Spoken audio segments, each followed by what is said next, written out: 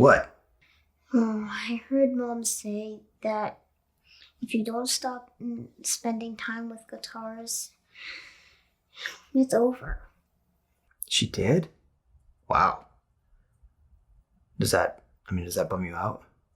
Yes, it really does. Oh, buddy, come here. Look, it's okay.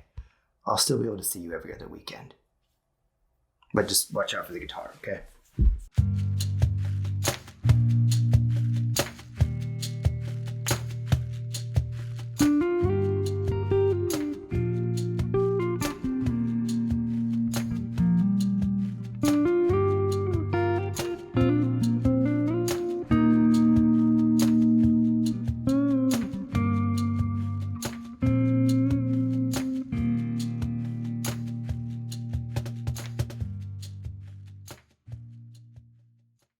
You know what I've never heard? Someone saying years later that they really were glad that they sold their favorite guitar to buy an engagement ring or save a relationship. But I have heard a lot of people say, man, I never should have sold that thing. The point, as always, is that guitars are forever. And relationships, well, you decide. Speaking of relationships, guys, lean in, lean in. Is your truss rod not working like it did in the old days?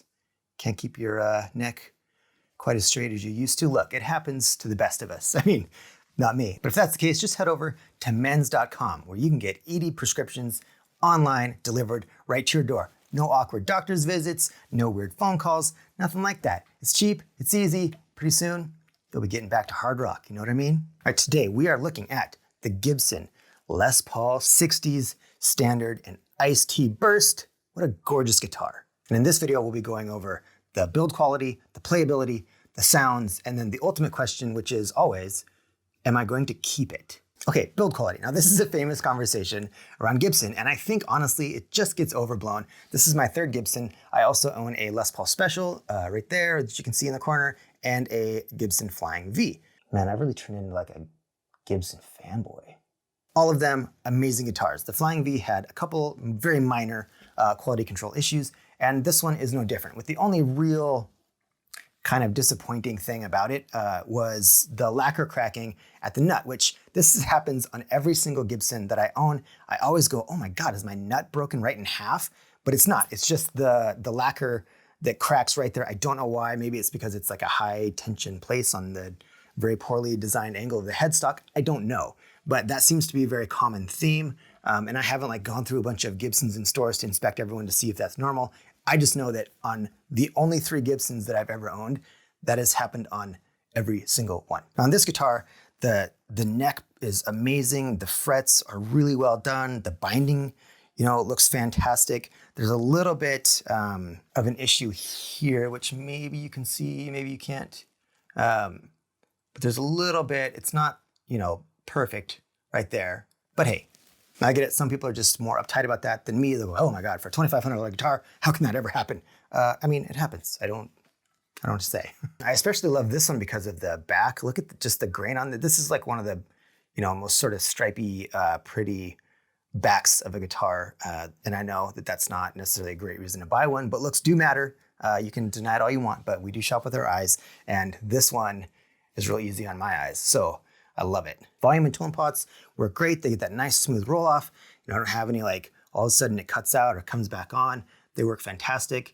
The Grover tuners on this, again, not my favorite at all. They are substantially better than the ones that are on my Flying V, but that isn't saying much because those ones feel like there's a bunch of loose sand inside them. So overall, I think the build quality on this guitar is excellent. It's beautifully put together. The work on it is excellent. And other than the tuners, I don't have any complaints. All right, playability. Now, I don't know if this is because of Sweetwater's setup or because Gibson just made a really fantastic guitar, but this thing out of the box was perfect. The only thing I did was lower the neck pickup a tiny little bit, but the neck plays fantastic. I do prefer the 50s neck over the 60s neck just because I kind of like a little bit beefier of a profile, but this neck plays fantastic. The frets are amazing. It's just like, I kind of hate that term like slinky because I don't totally know what it means, but that's kind of what it feels like. It's just a very slinky guitar to play. Just moving up and down the neck, up and down the frets, there's just no friction. It's just like, it just glides. Everything just works so nice. And I don't feel like I have to fight this while playing it at all. And even the weight on this is 9 pounds, 11 ounces. And that doesn't really bother me at all. I mean, I have, a lightweight telly that I play, the Les Paul Specials light. All of my guitars are much lighter than this one, but even standing up, I don't gig for 3 hours a night, you know what I mean? So now in terms of sound, I'm not gonna talk about it a whole lot. Let's just hear what it sounds like.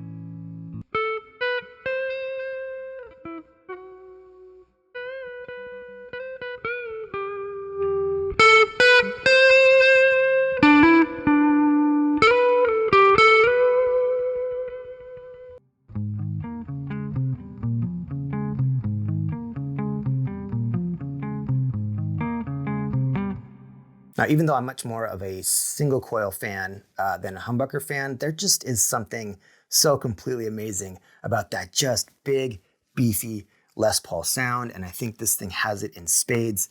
Those overtones are just incredible. The sustain when you hear that.